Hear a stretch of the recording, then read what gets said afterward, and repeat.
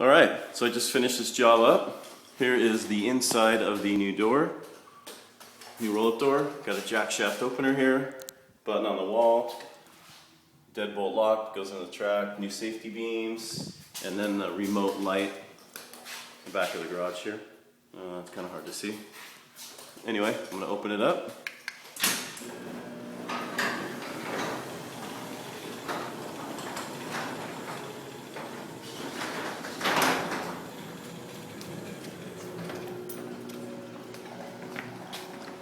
And now I'm going to close it up.